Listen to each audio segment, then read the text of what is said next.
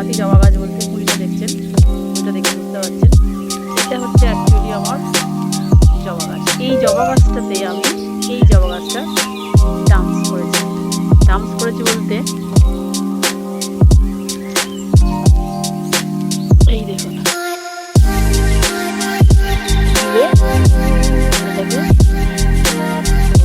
লাগিয়েছি তো লেগে গেছে, এরকমই চলে এসছে। তো বুঝতে পারছেন নিশ্চয়ই একটা অন্যরকম পাতা, এটা অন্যরকম পাতা। মঞ্চে জবার মধ্যে আমি পিঙ্ক কালারের জবা সেট করেছি। এর পাতা ডিফারেন্স দেখুন আর এর পাতা ডিফারেন্স।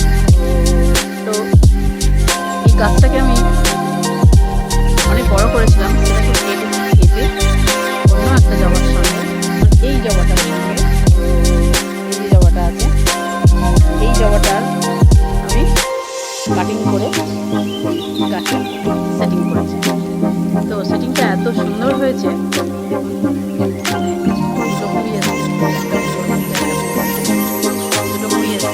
এই কুড়ি এসছে কিন্তু এর এখনো ফুলটা ফোটেনি।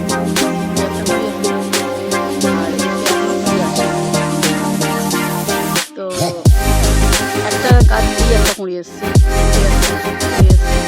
তো একটা গাছের মধ্যে দুরকম ফুল ফুটবে, সেরকম একটা গাছ কিনতে গেলে কিন্তু অনেক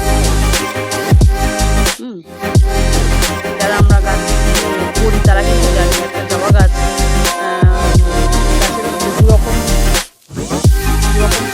ফুটবে, সেরকম জবা গাছ কিন্তু অনেক বেশি দাম। তো আমরা ঘরেই করে নিতে পারি। এটা আমি ভিডিও দেখে শিখে এটাও করেছি। তো দেখুন সাকসেস হয়েছে।